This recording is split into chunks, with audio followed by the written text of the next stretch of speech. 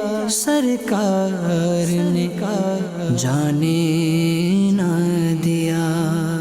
الحمدللہ رب العالمین والصلاة والسلام علی سید المرسلین اما بعد فاعوذ باللہ من الشیطان الرجیم بسم اللہ الرحمن الرحیم۔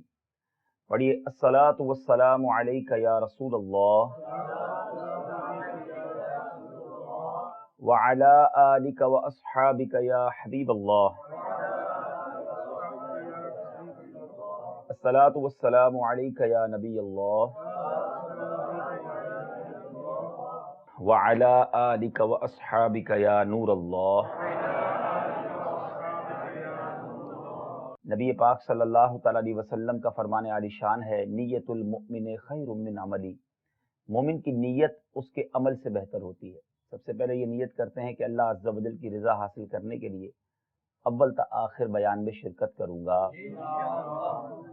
ادھر ادھر دیکھنے سے بچتے ہوئے، بات چیت کرنے سے بچتے ہوئے، موبائل فون کے استعمال سے بچتے ہوئے، ممکن ہوا تو بیان کی تعظیم کی نیت سے دو زانوں بیٹھ کر بیان سنوں گا۔ تو آپ میں سے جن کے لیے ممکن ہو وہ دو زانوں بھی بیٹھ جائیے، یہ بھی نیت کر لیں کہ اہم باتیں لکھ کر اسے محفوظ کر لوں گا۔ درود پاک پڑھنے کے بے شمار فضائل و برکات ہیں۔ نبی پاک صلی اللہ تعالیٰ علیہ وسلم کا فرمان عالی شان ہے، اے لوگو بے شک تم میں سے بروز قیامت اس کی دہشتوں اور حساب کتاب سے جلد نجات پانے والا وہ شخص ہوگا جس نے دنیا میں مجھ پر کثرت سے درود پڑھا ہوگا۔ اب قیامت کی ہولناکیوں اور پریشانیوں سے جسے نجات مل جائے اس سے بڑا خوش نصیب کون؟ تو ہمیں چاہیے کہ زیادہ سے زیادہ درود پاک پڑھتے رہا کریں۔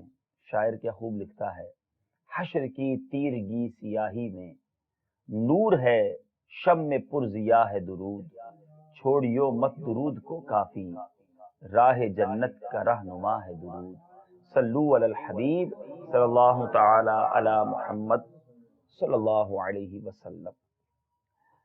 منقول ہے کہ حضرت سیدنا مالک بن دینار رحمت اللہ تعالی علیہ فرماتے ہیں کہ ایک سفر کے دوران مجھے سخت پیاس لگی تو میں پانی کی تلاش میں ایک وادی کی جانب چل پڑا۔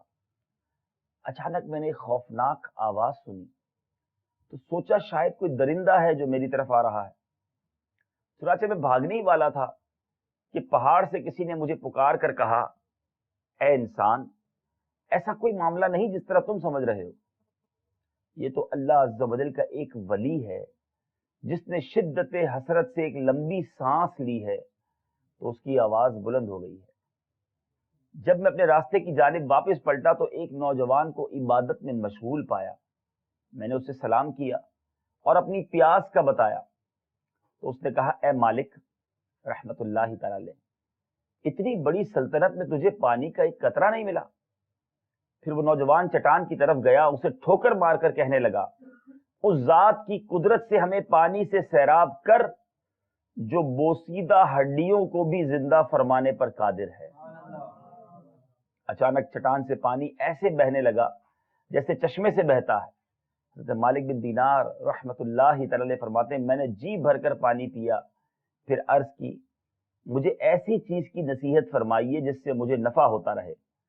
تو اس نے فرمایا، اور کیا خوب فرمایا، کاش میں اور آپ اس فرمان کو یاد کر لیں اور اس پر عمل کرنا شروع کر دیں۔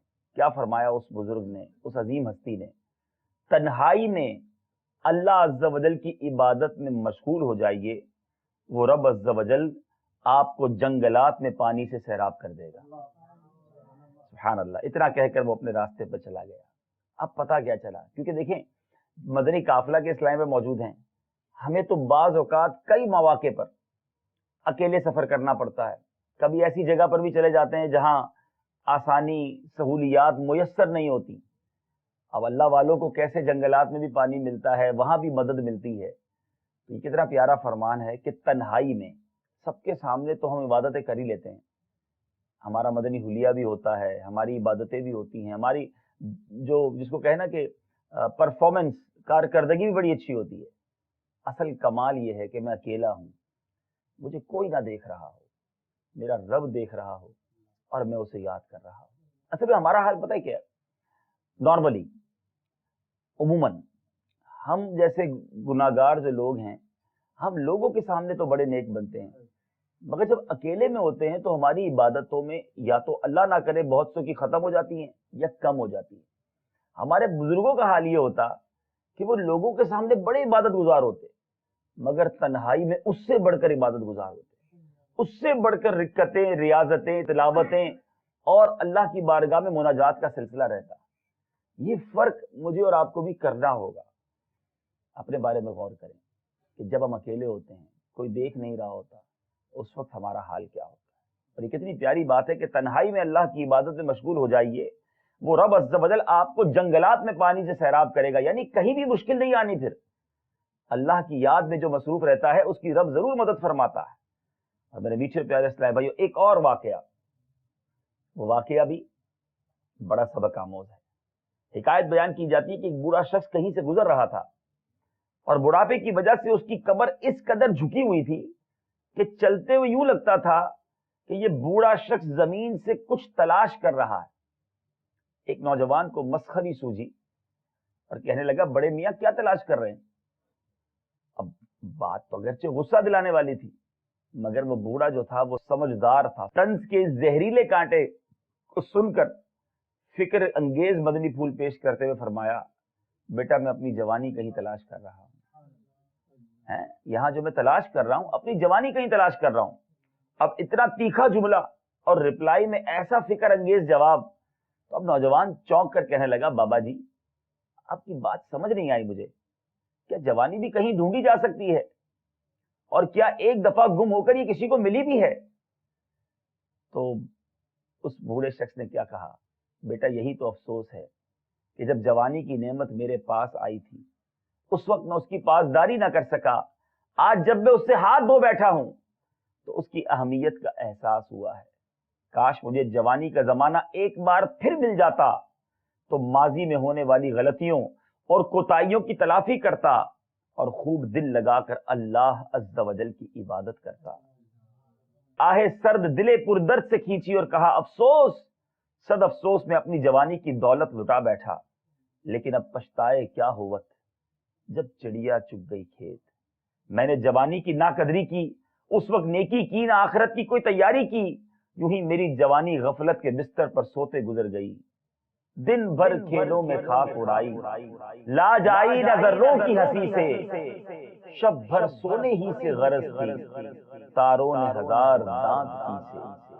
اب جب کہ بڑھاپا طاری ہو گیا تو صحت کمزور اور جسم لاغر ہو گیا، کثرت عبادت کا شوق تو مجھے پیدا ہو گیا ہے، لیکن بڑھاپے کے سبب حوصلہ ساتھ چھوڑ گیا ہے۔ پھر وہ ضعیف العمر شخص اس نوجوان پر انفرادی کوشش کرتے ہوئے فرمانے لگے، بیٹا اللہ عز و جل کے فضل و احسان سے تم ابھی نوجوان ہو، اس سے فائدہ اٹھا لو، عبادت پر کمر بستہ ہو جاؤ۔ کمر جھکنے سے پہلے رب عز و جل کے حضور سر کو جھکا لو، ورنہ بڑھاپے میں میری طرح کمر جھکائے جوانی کو تلاش کرتے پھرو گے، لیکن حسرت و ندامت کے سوا کچھ نہ ملے گا۔ کفے افسوس ملتے رہو گے لیکن ہاتھ کچھ نہ آئے گا، اور حالات کا کچھ اس طرح سے سامنا ہوگا، بچپن کھیل میں کھویا، جوانی نیند بھر سویا، بڑھاپا دیکھ کر رویا۔ اس مشفقانہ اور ناصحانہ انداز گفتگو اور انفرادی کوشش کے مدنی پھولوں کی خوشبو نے اس نوجوان کے دل و دماغ کو معطر اور اسے بے حد متاثر کیا۔ تھوڑی دیر پہلے اس نے اس بوڑھے پر طنز کے تیر چلائے تھے، مگر اب یہی نوجوان اس بوڑھے شخص کی حکمت بھرے مدنی پھول سن کر پرہیزگاری کی زندگی بسر کرنے کے عہد و پیمان کر رہا تھا۔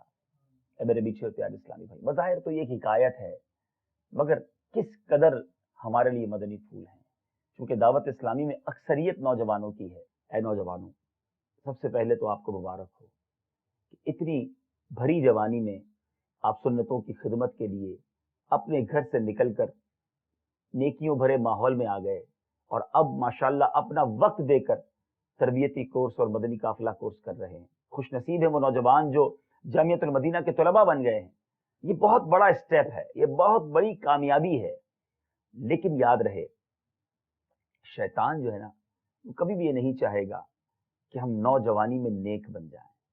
ہم نوجوانی میں توبہ کر لیں، ہم نوجوانی میں گناہوں سے بچ جائیں، اس سے یہ کوشش کرتے رہنا ہے کہ چاہے یہ نیک دکھتا ہے، چاہے یہ نیک کہلاتا ہے، چاہے اس کا حلیہ نیکوں والا ہے، مگر اس کو جوانی کے اندر گناہوں میں مبتلا کر دیں۔ نفس کے وار، شیطان کے وار، جذباتیت، بہت ساری چیزیں نوجوان کے اوپر حملہ کرتی ہیں، اور ان تمام حملوں سے ہم نے بچنا ہے۔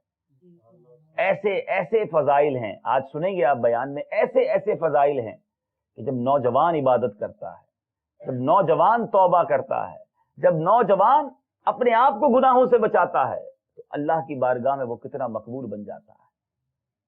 اے میرے بیچ اسلامی بھائیوں، مقابلہ سخت ہے، یاد رہے۔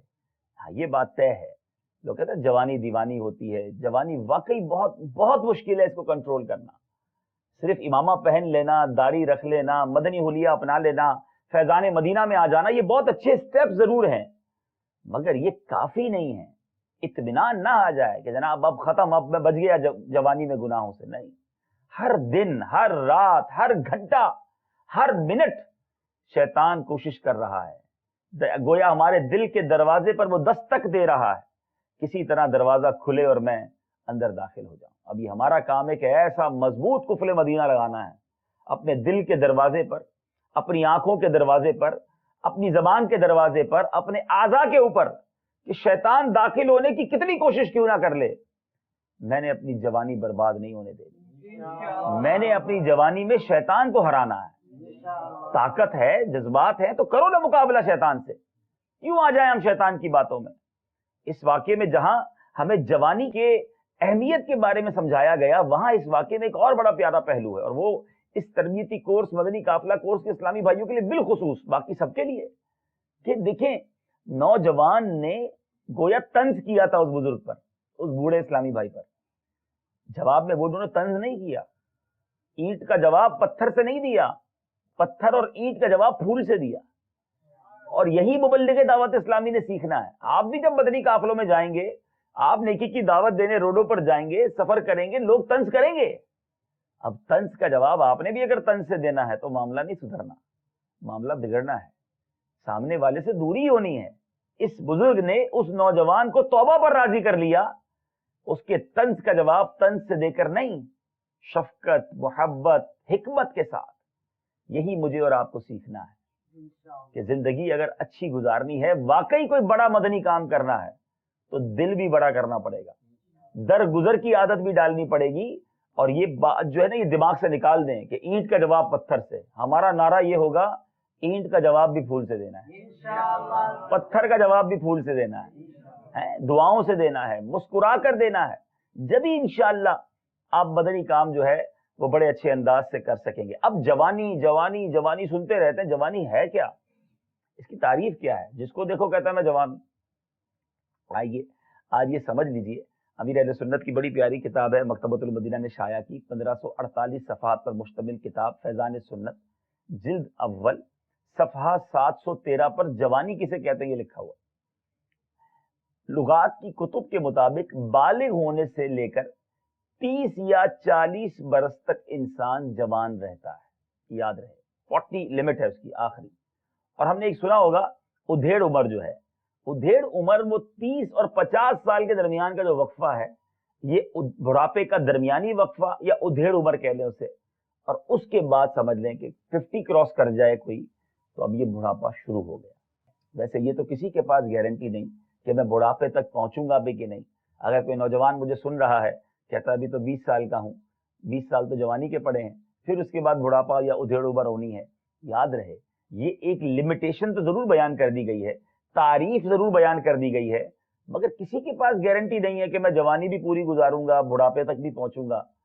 شاعر لکھتا ہے نا، آگاہ اپنی موت سے کوئی بشر نہیں، سامان 100 برس کا ہے، پل کی خبر نہیں۔ اور یہ بڑھاپا بہت بہت زیادہ، جس کو کہنا کہ مشکل ٹائم ہوتا ہے، بہت کم لوگ دنیا میں پائے جاتے ہیں جو بڑھاپے میں صحت مند رہیں، ورنہ بڑھاپا خود بیماریوں کا ایک گھر ہے۔ یادداشت کئیوں کی کھو جاتی ہے، کئی چڑچڑے ہو جاتے ہیں، کئی بچوں جیسی حرکتیں کرنے لگ جاتے ہیں، کئیوں کو اپنے اعضاء پر قابو نہیں رہتا۔ اللہ تعالیٰ ہمیں محفوظ رکھے۔ ہمارے بزرگ ایک بڑی پیاری بات کہتے ہیں، اور وہ دعا بہت اچھی ہے کہ اللہ تعالیٰ کسی کا محتاج نہ بنائے. ہم جب تک زندہ رہیں اپنے پیروں پر رہیں, اپنے معاملات خود کرتے رہیں, کسی کی مذاق بھی نہ بنائے ہمیں.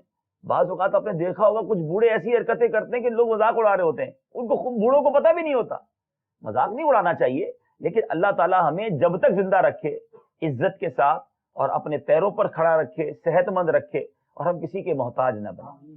اب ایک بڑی پیاری روایت حضرت مفسر شہیر حکیم الامت حضرت مفتی احمد یار خان علیہ رحمت الرحمان نقل کرتے ہیں کہ حضرت سیدنا اکرمہ رضی اللہ تعالیٰ عنہ فرماتے ہیں, دیکھیں اب آج ہم نے سب نے دعا کی نا کہ بڑھاپا صحت مند اور اچھا گزرے.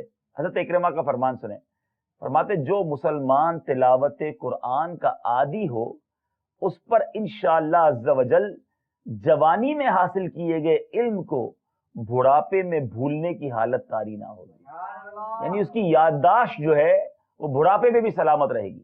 ہم نے کئی مفتیان کرام کو دیکھا, ہم نے کئی علماء کرام کو دیکھا کہ اتنی بڑی عمر ہو جاتی ہے مگر ان کا حافظہ مضبوط رہتا ہے, وہ بڑے چاقو چوبند, حالانکہ عام انسان بعض اوقات اس کی دماغ کام کرنا چھوڑ دیتا ہے. تو یہ ان کی جوانی میں کی گئی نیکیاں بعض اوقات ہوتی ہیں, جوانی میں کی گئے نیک اعمال ہوتے ہیں جو بڑھاپے میں برکتیں ظاہر ہو رہی ہوتی ہیں. اللہ سلامت رکھے ہمارے امیر اہل سنت کو. باپا تو لگتے ہی نہیں 65 سال کے ہو گئے, آج بھی لوگ کہتے ہیں 20-20 سال بعد آ کر ہم ملتے ہیں, ہمیں نام سے پکار لیتے ہیں امیر اہل سنت. اتنی روایتیں آپ دیکھیں مدنی مذاکروں میں کیسے کیسے واقعات, کتنے مدنی پھول عطا فرماتے ہیں. بعض اوقات جامعہ کے طلباء کھڑے ہو کے کوئی مسئلہ بیان کرتے ہیں یا کوئی بات بیان کرتے ہیں, باپا اس کی تصحیح فرماتے ہیں. یعنی ایسا مضبوط حافظہ, اللہ ہمیشہ سلامت رکھے. یہ کیا ہے؟ دیکھیں یہ وہ نیکیاں ہیں, یہ وہ عبادتیں ہیں جس کی برکتیں اس طرح بھی ظاہر ہوتی ہیں. بہرحال میرے میٹھے اور پیارے اسلام بھائیوں, پتہ چلا کہ ہمیں جوانی میں تلاوت قرآن پاک کرنی ہے. نیت کریں انشاءاللہ روزانہ کچھ نہ کچھ قرآن پاک پڑھیں گے. ہمارا بڑا پیارا مدنی انعام ہے, روزانہ کم از کم 3 آیتوں کی تلاوت, ترجمہ اور تفسیر. اس مدنی انعامات پر عمل کریں. اور ہمارا مدنی کام بہت خوبصورت ہے, مدرسۃ المدینہ بالغان. اگر جو روزانہ مدرسۃ المدینہ بالغان پڑھ رہا ہے یا پڑھا رہا ہے, اٹ مینز اس کا مطلب یہ ہوا کہ روزانہ قرآن پاک سے اس کا کچھ نہ کچھ تعلق برقرار ہے. انشاءاللہ جو روزانہ تلاوت کرنے والا ہوگا, قرآن پاک سے محبت کرنے والا ہوگا, انشاءاللہ عز و جل اس کا حافظہ جو ہے بڑھاپے میں جا کر بھی وہ مضبوط رہے گا انشاءاللہ. اسی طرح میرے میٹھے اسلامی بھائیوں, سرکار دو عالم صلی اللہ تعالی علیہ وسلم نے ایک شخص کو بڑی پیاری نصیحت فرمائی, اور وہ ہم سب کے لیے آج تک نصیحت ہے. میرے آقا علیہ الصلوۃ والسلام نے فرمایا اغتنم خمسن قبل خمسن, 5 چیزوں کو 5 سے پہلے غنیمت جانو. اچھی, سرکار دو عالم صلی اللہ تعالی علیہ وسلم کا خاصہ ہے, چند جملوں میں گویا دریا کو کوزے میں بند فرما دیتے ہیں. جوامع الکلمات پیارے آقا علیہ السلام کو عطا کیے گئے. میرے آقا کے کلام بڑے جامع, ایسے جامع کہ آج تک اس پر کتابیں لکھی جا رہی ہیں, تشریح کی جا رہی ہیں. اب یہ ایک جملہ ہے بظاہر, اغتنم خمسن قبل خمسن, 5 کو 5 سے پہلے غنیمت جانو. وہ 5 چیزیں کیا ہیں؟ فرمایا بڑھاپے سے پہلے جوانی کو غنیمت جانو, بیماری سے پہلے تندرستی کو غنیمت جانو, فقیری سے پہلے امیری کو غنیمت جانو, مصروفیت سے پہلے فرصت کو غنیمت جانو, موت سے پہلے زندگی کو غنیمت جانو. اب ان 5 باتوں پر اگر غور کریں تو شاید پورا مدنی قافلہ, مدنی انعامات کورس ان 5 باتوں پہ پورا ہو جائے گا. اتنی زبردست, جس کو کہنا جامع بات پیارے آقا علیہ الصلوۃ والسلام نے عطا فرما دی. اب غور کریں, بڑھاپے سے پہلے جوانی کو, جوانی ہے تو عبادت کر لیں. جا کے کبھی دیکھیں بوڑھوں کو, آپ کی قافلہ کورس میں ماشاءاللہ مجھے بزرگ نظر آ رہے ہیں, اور بھی آتے رہتے ہیں ہمارے فیضان مدینہ, بڑا جذبہ ہوتا ہے, مگر صحت ساتھ نہیں دیتی. جی چاہتا ہے کہ میں بھی 12 ماہ کے قافلے میں سفر کروں, میں بھی جناب رات رات بھر عبادت کروں, مگر اب طبیعت ساتھ نہیں دیتی. جب طبیعت اچھی ہو, صحت مند ہو, انسان جوان ہو, اس وقت عبادت کرنی چاہیے, خوب عبادت کرنی چاہیے. اور دیکھیں دنیا میں بھی آپ کسی بھی کامیاب شخص کو دیکھ لیجیے, مثال کے طور پہ اس نے علم میں نام کیا ہو, فقہ میں نام کیا ہو, یہاں تک کہ دنیا کے کسی معاملے میں نام کیا ہو, کوئی بڑا سائنسدان ہو, کوئی دنیا میں کامیاب ترین جو لوگ ہیں نا, اگر ان کو آپ دیکھیں نا تو ان لوگوں نے اپنی اس فیلڈ کو, اس کام کو جوانی میں شروع کیا ہوتا ہے. یعنی بڑے بڑے مفتیان کرام جو ہے نا, وہ بڑھاپے میں جا کے پڑھنا شروع نہیں کیا تھا, انہوں نے جوانی سے علم حاصل کرنا شروع کیا, تو بڑھاپے تک پہنچتے پہنچتے کچھ بڑا کام کر لیا. آپ غور کر لیں، دنیا امیر اہل سنت کو دیکھ لیں، باپا نے وہ جوانی اپنی فیملی کے ساتھ اپنے گھر میں مطلب چھٹیاں مناتے ہوئے نہیں گزاری تھی، وہ جوانی امیر اہل سنت نے دن رات ایک کیا، آج دعوت اسلامی کو کہاں پہنچا دیا۔ تو جتنے نوجوان مجھے سن رہے ہیں، جو بعد میں سنیں گے، یہ وقت ہے کچھ کرنے کا۔ اگر آپ چاہتے ہیں کہ میں کوئی بڑا کام زندگی میں کر جاؤں، دیکھیے زندگی 60-70 سال ہی ہے اگر پوری مل بھی گئی تو، لیکن اگر میں نے 40-50 سال کے بعد کچھ سوچنے کا شروع کیا کہ چلو لیٹس ڈو بگ، اب بڑا کرتا ہوں، اب ٹائم نہیں ہے آپ کے پاس۔ آپ نے 18-20 سال جو آپ کی عمر ہے، یہیں سے کوئی عمارت کی بنیاد رکھنی ہے۔ اپنا گول سیٹ کریں، اپنا ہدف طے کریں کہ میں نے مفتی بننا ہے، میں نے عالم دین بننا ہے، میں نے کوئی دین کا بڑا مبلغ بننا ہے، میں نے دنیا بھر میں جا کر کوئی بہت بڑے کام کرنے ہیں۔ اگر دین کا بڑا کام بھی کرنا ہے تو اس کے لیے بھی دس از اے رائٹ ٹائم، یہ بہترین وقت ہے ابھی سے تربیت۔ بہت اچھے وقت آپ آ گئے ہیں ماشاءاللہ، تقریباً نوجوان مجھے نظر آ رہے ہیں جو مدنی قافلہ، مدنی انعامات کورس کر رہے ہیں، مدنی تربیتی کورس کر رہے ہیں، جامعۃ المدینہ کے طلباء ہیں۔ بہترین وقت میں آپ نے بہترین فیصلہ کر لیا ہے، مگر اب اسے کنٹینیو کریں۔ اب گناہوں سے بچ کر، برائیوں سے بچ کر، ہر آنے والا دن ایک قدم آگے بڑھیں۔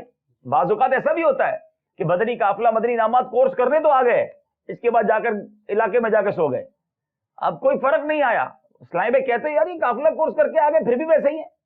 تربیتی کورس کے بعد بھی بعض اوقات کچھ میں فرق نہیں آتا، بعض طوفان بن جاتے ہیں، بعض تو جاتے ہی پورے محلے میں، پورے علاقے میں، پورے شہر میں مدنی کاموں کی دھومیں مچا دیتے ہیں۔ تو وہاں احساس ہوتا ہے کہ واقعی یہ کچھ سیکھ کر آئے ہیں اور کچھ کرنے کا جذبہ رکھتے ہیں، اور وہ کر گزرتے ہیں، تھوڑے عرصے کے بعد بڑی ذمہ داریوں پر نظر آتے ہیں، کیونکہ وہ آگے بڑھنا چاہتے ہیں، وہ کچھ دین کا بڑا کام کرنا چاہتے ہیں۔ بالکل اسی طرح طلباء، ہمارے کچھ طلباء درس نظامی کر کر گویا غائب ہو جاتے ہیں، پتہ ہی نہیں کدھر گئے، اور کچھ ہیں کہ جو جامعات میں دھومیں مچا رہے ہیں، تدریس کر رہے ہیں، اور جناب طلباء کی تربیت کر رہے ہیں اور آگے بڑھتے جا رہے ہیں۔ تو اگر کچھ کرنا ہے، کہتے ہیں مسافر شب کو اٹھتے ہیں جو جانا دور ہوتا ہے، اگر دور جانا ہے تو رات میں اٹھنا پڑتا ہے، رات کے آخری پہر میں اٹھنا ہے۔ آپ اٹھ تو چکے ہیں مگر اب سونا نہیں ہے، اب آگے بڑھتے جائیں گے انشاءاللہ۔ انشاءاللہ اتنے بڑے پیر کی روحانی اولاد ہو کر، اتنی بڑی تحریک کا نمائندہ ہو کر چھوٹا کام کیوں کریں؟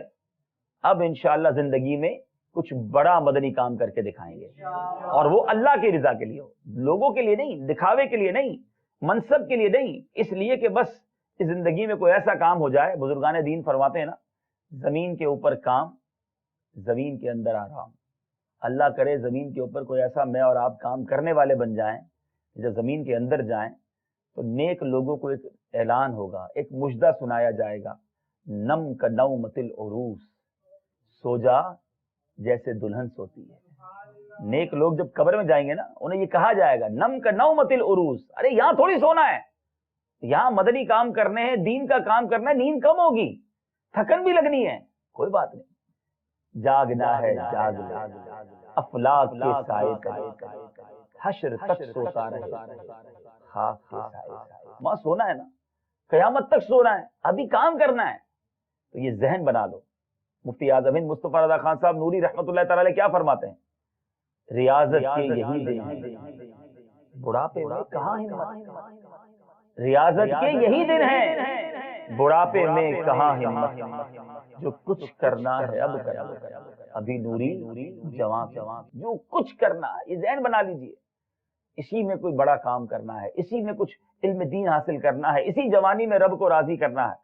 اور میرے بیچ پیارے اسلامی بھائیوں، حضرت سیدنا امیر معاویہ رضی اللہ تعالیٰ دیکھیں، ایک تو ہم ہیں ایک گناہ کرتے کرتے تھکتے نہیں، شرمندگی پھر بھی نہیں، اور ایک ہمارے اسلاف گناہ نہیں کرتے، نیکیاں کرتے، مگر پھر بھی شرمندگی ہوتی، پھر بھی ندامت ہوتی۔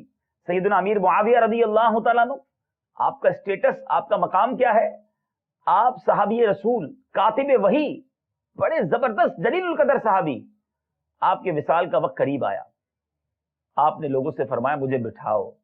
جب بٹھایا گیا تو آپ رضی اللہ تعالیٰ عنہ ذکر اللہ اور تسبیح میں مصروف ہو گئے، عمر زیادہ ہو گئی، وصال کا وقت قریب ہے، اور اللہ کا ذکر کرنے لگے، مگر ذکر اللہ کرتے کرتے رونے لگے، اور اپنے آپ کو مخاطب کرتے ہوئے فرمانے لگے اے معاویہ، اب بڑھاپے اور کمزوری کے وقت اللہ کا ذکر یاد آیا ہے، اب بڑھاپے اور کمزوری کے وقت اللہ عز و جل کا ذکر یاد آیا تجھے؟ اس وقت کیا تھا جب جوانی کی شاخ تر و تازہ تھی، حالانکہ یہ وہ افراد تھے جنہوں نے واقعی جوانی میں ذکر اللہ کیا تھا، جوانی میں عبادتیں کی، مگر پھر بھی شرمندگی. اور ایک ہم ہیں کہ جوانی کو ضائع کر دیتے ہیں، گناہوں میں گزارتے ہیں. اے نوجوانوں جو مجھے مدنی چینل پر سنیں، خدا را اس جوانی کی قدر کیجیے. یہ جوانی اس لیے نہیں کہ اللہ کی نافرمانی کی جائے، خوب عیاشیاں کی جائیں، خوب برے کام کیے جائیں، خوب رنگ رلیاں منائی جائیں. 4 دن کی جوانی ہے، ارے 4 دن کی جوانی کے بعد قبر کی اندھیری رات بھی ہے. یہ جوانی ایسے گزارو کہ قبر میں راحت ہو جائے، ایسے نہ گزارنا کہ رب ہی ناراض ہو جائے. حضرت علامہ ابن رجب حنبلی علیہ رحمت اللہ الکوی جوانی میں عبادت کے متعلق فرماتے ہیں، جس نے اللہ عز و جل کو اس وقت یاد رکھا جب وہ جوان اور توانا تھا، اللہ عز و جل اس کا اس وقت خیال رکھے گا جب وہ بوڑھا اور کمزور ہو جائے گا، اور اسے بڑھاپے میں بھی اچھی قوت سماعت، بصارت، طاقت اور ذہانت عطا فرمائے گا. سوچو، جو جوانی ہی میں رب کو بھول گیا، اور اگر بڑھاپے میں رب نے اس کا ساتھ چھوڑ دیا تو وہ کہاں جائے گا؟ جوانی میں اپنے رب کو یاد رکھنا، اس کی نافرمانی نہ ہو اس کا خیال رکھنا. حضرت ابو طیب طبری رحمت اللہ تعالی علیہ نے 100 سال سے زیادہ عمر پائی. آپ ذہنی اور جسمانی لحاظ سے تندرست اور توانا تھے. آپ سے کسی نے صحت کا راز پوچھا تو ارشاد فرمایا، میں نے اپنی جوانی میں اپنی جسمانی صلاحیتوں کو گناہ سے محفوظ رکھا. آج جب میں بوڑھا ہو گیا ہوں تو اللہ عز و جل نے انہیں میرے لیے باقی رکھا ہے. اس کے برعکس حضرت جنید رحمت اللہ تعالی علیہ نے ایک بوڑھے شخص کو دیکھا جو لوگوں سے مانگ رہا تھا. آپ نے فرمایا، اس شخص نے جوانی میں اللہ عز و جل کے حقوق کو ضائع کیا تو اللہ عز و جل نے بڑھاپے میں اس کی قوت کو ضائع کر دیا. اے نوجوانوں، یہ گیو اینڈ ٹیک ہے. اپنے رب عز و جل کی بارگاہ میں جوانی میں خوب عبادت کرو، اسے ناراض نہ کرو. انشاءاللہ تمہارا بڑھاپا بھی اچھا گزرے گا، تمہاری آخرت بھی اچھی ہو جائے گی. حضرت سیدنا انس بن مالک رضی اللہ تعالیٰ عنہ کیا خوب فرماتے ہیں، جب بندہ حالت اسلام میں نیکیاں کرتے ہوئے عمر کے آخری حصے میں پہنچ جائے تو اللہ تعالیٰ اس کے نامہ اعمال میں بھی وہ نیکیاں تحریر فرماتا رہتا ہے جو وہ اپنی صحت کے زمانے میں کیا کرتا تھا.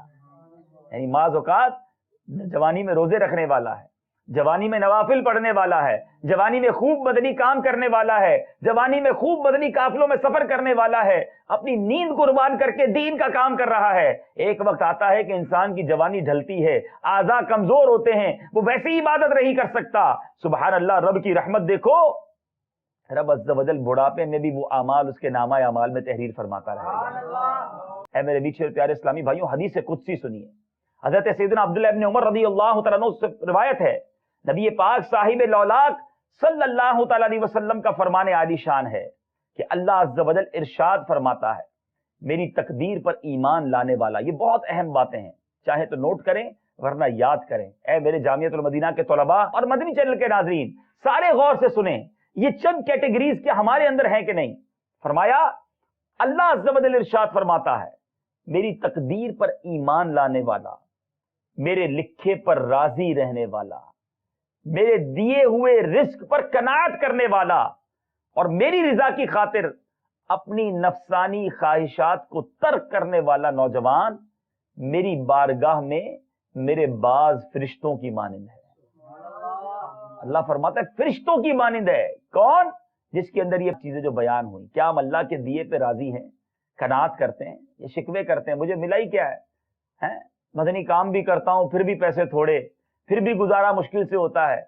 ارے رب کے دیے پر راضی رہنا، رب کے فیصلوں پر راضی رہنا اور اپنی نفسانی خواہشات کو ترک کرنے کی کوشش کرنی ہے. میرے رب نے فرمایا وہ نوجوان میری بارگاہ میں میرے بعض فرشتوں کی مانند ہے. تو پتہ چلا واقعی اگر انسان اللہ عز و جل کا مطیع اور فرما بردار اور اس کے محبوب علیہ الصلوۃ والسلام کا سچا غلام بن جائے تو وہ فرشتوں کی مانند بلکہ بعض فرشتوں سے بھی افضل ہو جاتا ہے. فرشتوں سے بہتر ہے انسان بننا، فرشتوں سے بہتر ہے انسان بننا، مگر اس میں لگتی ہے محنت زیادہ. اپنے نفس پر قابو پانا. اور اب یہ شرعی قانون بھی سن لیں کہ فتاوی رضویہ میں اعلیٰ حضرت نے تحریر فرمایا، ہمارے رسول ملائکہ کے رسولوں سے افضل ہیں، اور ملائکہ کے رسول ہمارے اولیاء سے افضل ہے. اور ہمارے اولیاء یاد کر رکھیں، جو اولیاء کرام ہے نا، یہ عام ملائکہ یعنی غیر رسول ملائکہ جو ہے، جو رسول ملائکہ ہیں اس کے علاوہ جتنے فرشتے ہیں ان سے یہ اولیاء افضل ہیں. اور جو فساق اور فجار ہیں، گناہ گار ہیں، بدکار ہیں، وہ لوگ فرشتوں سے افضل نہیں، لیکن ہمارے اولیاء جو ہیں وہ عام فرشتوں سے افضل ہیں. اے میرے میٹھے اور پیارے اسلامی بھائیوں، اب یہ باتیں تو ہم نے سنی. اب اس زندگی کا بہترین مصرف کیا ہے؟ جوانی عبادت میں گزارنی ہے، جوانی میں گناہ نہیں کرنے. سبحان اللہ. حضرت مفسر شہیر حکیم الامت حضرت علامہ مولانا مفتی احمد یار خان علیہ رحمت المنان فرماتے ہیں، زندگی ہر شخص کی گزرتی ہے، بہترین زندگی وہ ہے جو رب تعالیٰ کے لیے وقف ہو جائے. اللہ تعالیٰ نے ایسے ہی لوگوں کے لیے صدقات کا خصوصی حکم دیا جو اپنی زندگی اللہ عز و جل کے لیے وقف کر چکے. اے وقف مدینہ اسلامی بھائیوں، تمہیں مبارک ہو. بہترین زندگی وہ ہے جو اللہ عز و جل کے لیے وقف ہو جائے، اس کے دین کی سربلندی کے لیے وقف ہو جائے، نبی پاک علیہ الصلوۃ والسلام کی سنتوں کو پھیلانے کے لیے وقف ہو جائے. کتنے خوش نصیب ہے وقف مدینہ اسلامی بھائی، کتنے خوش نصیب ہیں جو 12 ماہ کے لیے سفر کرتے ہیں، جو ماشاءاللہ اس وقت کئی کئی دن کے لیے اپنے گھروں سے باہر ہیں. اب بڑے خوش نصیب ہیں. مگر یہاں میں ایک بات پھر عرض کروں گا، وقف مدینہ جو ہو گیا وہ بھی یہ نہ سمجھے کہ مجھے جنت کی گارنٹی مل گئی ہے. 26 ماہ سفر کرنے والا، 12 ماہ سفر کرنے والا، مدنی تربیتی کورس یا مدنی قافلہ کورس یا جامعۃ المدینہ میں داخلہ لینے والا بھی کبھی یہ نہ سمجھے کہ جناب میں نے تو اپنی جوانی میں اتنا بڑا اسٹیپ اٹھا لیا، اتنا بڑا قدم اٹھا لیا، اب میری جوانی محفوظ ہو گئی. نہیں، ہمارے دلوں کے حالات رب جانتا ہے. دلوں میں کیا ہے، ہماری تنہائیوں میں کیا ہے، ہماری جوانی کیا واقعی اللہ کی عبادت میں گزر رہی ہے، یا ہم پر ٹیگ تو لگ گیا کہ جناب یہ مدنی بن رہا ہے، یہ 26 ماہ کے قافلے میں ہے، یہ وقف مدینہ ہے. مگر اللہ جانتا ہے کہ نیت کدھر کی ہے. سنبھالیے اپنے آپ کو، شیطان کے باروں میں مت جانا. اے میرے میٹھے اور پیارے اسلامی بھائیوں، نبی پاک علیہ الصلوۃ والسلام کا فرمان سنیے. اللہ عز و جل کی حرام کردہ چیزوں سے بچنے اور اس کے احکامات پر عمل کرنے والے نوجوان سے اللہ عز و جل فرماتا ہے تیرے لیے 70 صدیقوں کے برابر ثواب ہے. اتنا ثواب، اتنی نعمتیں، اتنے انعامات کیوں؟ واقعی نوجوانی کے اندر عبادت کرنا آسان نہیں، جوانی کے اندر گناہوں سے بچنا آسان نہیں. جبھی تو انعامات کا اعلان ہے. تو اے نوجوانوں، شیطان کے وار میں نہیں آنا، شیطان کے حملوں میں مت آنا. اے میرے میٹھے اور پیارے اسلامی بھائیو، یہاں ہو سکتا ہے میرے بزرگ اسلامی بھائی بھی سن رہے ہوں، بعد میں سنیں. دل چھوٹا نہ کرے. اگر بزرگی آ گئی ہے تو اس کا مطلب یہ نہیں کہ اب عبادت کرنے کا کوئی فائدہ نہیں، بلکہ اللہ تبارک و تعالیٰ کی بارگاہ میں سبحان اللہ، اسلام کتنا پیارا مذہب ہے. ہمیں بزرگوں کے بارے میں کیسی پیاری پیاری باتیں احادیث میں ملتی ہیں. محبوب رب ذوالجلال بی بی آمنہ کے لال صلی اللہ تعالی علیہ وسلم کا فرمان با کمال ہے، سفید بال نہ اکھاڑو کیونکہ وہ مسلم کا نور ہے. جو شخص اسلام میں بوڑھا ہوا، اللہ عز و جل اس کی وجہ سے اس کے لیے نیکی لکھے گا اور خطا مٹا دے گا اور درجے بلند کرے گا. میرے آقا علیہ الصلوۃ والسلام کا ارشاد پر نور ہے، جو اسلام میں بوڑھا ہوا یہ بڑھاپا اس کے لیے قیامت کے دن دور ہوگا. بوڑھے بھی ہمیں سن رہے ہوں تو وہ بھی عبادت کے مصروف ہو جائیں، وہ بھی توبہ کریں، وہ بھی گناہ چھوڑیں. مگر نوجوان اپنی نوجوانی کو ضائع نہ ہونے دیں. اے میرے میٹھے اور پیارے اسلامی بھائیوں، ایک بڑی اہم میں نے حدیث پاک پڑھی، وہ غور سے سنیں، کیونکہ نوجوان جو ہے اس کے لیے نگاہ کی حفاظت کرنا، شرمگاہ کی حفاظت کرنا، یہ سب سے بڑا مسئلہ ہے، اور اسی کو قابو پہلے پانا ہے. پھر زبان ہے اور بھی بہت سارے معاملات ہیں، مگر یہ نفسانی خواہشات جو بار بار حملہ آور ہوتی ہیں. نبی پاک علیہ الصلوۃ والسلام کا فرمان، بڑی پیاری حدیث، 3 آنکھیں جہنم نہ دیکھیں گی. ہائے ہائے، 3 آنکھیں جہنم نہ دیکھیں گی. اللہ سے دعا ہے کہ ہماری آنکھیں بھی جہنم نہ دیکھیں. اب وہ کون سی 3 آنکھیں ہیں؟ ایک وہ آنکھ جس نے راہ خدا میں پہرا دیا، دوسری وہ آنکھ جو اللہ عز و جل کے خوف سے روئے، اور تیسری وہ آنکھ جو اللہ عز و جل کی حرام کردہ چیزوں کی طرف اٹھنے سے رک جائے. بندہ روک لے اپنے آپ کو حرام دیکھنے سے، وہ آنکھ جہنم نہ دیکھے گی. دنیا میں سب کچھ دیکھنا ہے اور پھر آخرت میں جہنم کا اگر مزہ چکھایا گیا تو ہم کہاں جائیں گے؟ اے میٹھے اسلامی بھائیوں، اے میرے نوجوانوں، اپنی آنکھوں کو بچاؤ. حرام نہیں دیکھنا. نبی پاک علیہ الصلوۃ والسلام کا فرمان ہے جس مسلمان کی نظر کسی عورت کے حسن پر پڑ جائے اور وہ اپنی نگاہ جھکا لے تو اللہ عز و جل اس کے دل میں عبادت کی لذت عطا فرمائے گا. ایسے مناظر آ جاتے ہیں سامنے مگر اب نگاہ جھکانی ہے, اب آنکھوں کو بچانا ہے. جبھی تو امیر اہل سنت نیچی نگاہیں رکھنے کی جو ہمیں ترکیب بتاتے ہیں اس کی وجہ یہی ہے. سبحان اللہ. نبی پاک علیہ الصلوۃ والسلام کا فرمان عالی شان جو مجھے اپنی دو داڑوں کے درمیان والی چیز یعنی زبان اور دو ٹانگوں کے درمیان والی چیز یعنی شرمگاہ کی ضمانت دے دے میں اسے جنت کی ضمانت دیتا ہوں. بخاری شریف کی حدیث. یعنی موسٹ امپورٹنٹ چیزیں ہیں نا. اے نوجوانوں یہ دو چیزوں کی حفاظت کرنی ہے, اس پہ گناہ نہیں کرنا ہے. اے میرے میٹھے اسلامی بھائیو ایک اور بڑی خوبصورت حدیث پاک میرے آقا علیہ الصلوۃ والسلام فرماتے ہیں اے قریش کے جوانوں اپنی شرمگاہوں کی حفاظت کرو, بدکاری مت کرو. جس نے اپنی شرمگاہ کی حفاظت کی اس کے لیے جنت ہے. ایک روایت میں ہے اے قریش کے جوانوں بدکاری مت کرنا کیونکہ جس کی جوانی بے داغ ہوگی وہ جنت میں داخل ہوگا. اپنی جوانی کو داغدار مت ہونے دینا, اپنی جوانی کو داغدار مت ہونے دینا. جتنے نوجوان مجھے مدنی چینل پر سن رہے ہیں, خدا را دل تو چاہتا ہے, نفس بھی چاہتا ہے, حملہ بھی ہوتا ہے شیطان کا, مگر اے میرے پیچھے اسلامی بھائیوں مدنی چینل کے ناظرین اپنی جوانی کو داغدار مت ہونے دینا. یہ تھوڑی سی لذت ہے, ارے حلال ذرائع بھی تو موجود ہے نا, انتظار کر لو, صبر کر لو اور حرام کے قریب مت جاؤ ورنہ پھر کہیں ایسا نہ ہو کہ جنت میں داخلہ نہ ملے. اور نبی پاک علیہ الصلوۃ والسلام فرماتے ہیں جس کی جوانی بے داغ ہوگی وہ جنت میں داخل ہوگا. آئیے دعوت اسلامی کے مدنی ماحول سے وابستہ ہو جائیں, پکے وابستہ ہو جائیں.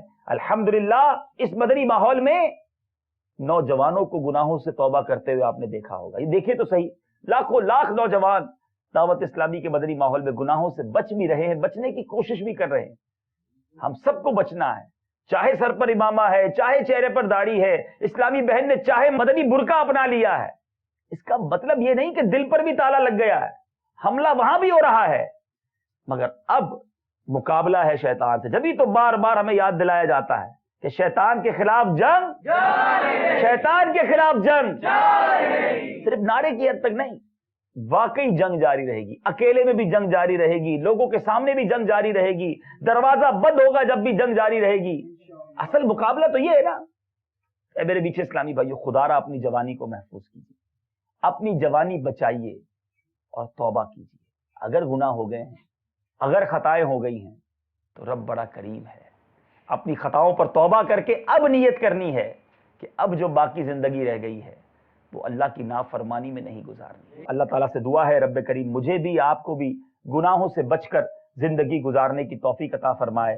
الحمدللہ میں نے اکثر بیان ہمارے مکتبۃ المدینہ کا بڑا ہی پیارا رسالہ جوانی کیسے گزارے, یہ امیر اہل سنت نے آج سے کم و بیش 12 سال پہلے گلزار حبیب جو ہمارا دعوت اسلامی کا اولین مدنی مرکز تھا وہاں باپا نے یہ بیان کیا تھا. اسی بیان کو مزید اضافہ کر کے بڑا خوبصورت رسالہ اور ایسا پیارا رسالہ ہے کہ جامعۃ المدینہ کے ہر طالب علم کو بلکہ ہر دعوت اسلامی والے ہر دعوت اسلامی والی کو پڑھنا چاہیے, کیونکہ اکثریت ہمارے اندر نوجوانوں کی ہے. ہمیں اپنے بچوں کو بھی یہ رسالہ پڑھانا چاہیے, تو انشاءاللہ وہ جوانی میں گناہوں سے بچیں گے تو انشاءاللہ گناہوں بھری زندگی سے جان چھوڑے گی. اللہ تبارک و تعالیٰ سے دعا ہے رب کریم مجھے بھی اور آپ کو بھی گناہوں سے بچ کر زندگی گزارنے کی توفیق عطا فرمائے. آمین بجاہ النبی الامین صلی اللہ تعالی علیہ وسلم. صلو علی الحبیب صلی اللہ تعالی علی محمد صلی اللہ علیہ وسلم. میرے اعمال کا بدلہ تو جہنم ہی تھا, میں تو جاتا مجھے سرکار نے جانے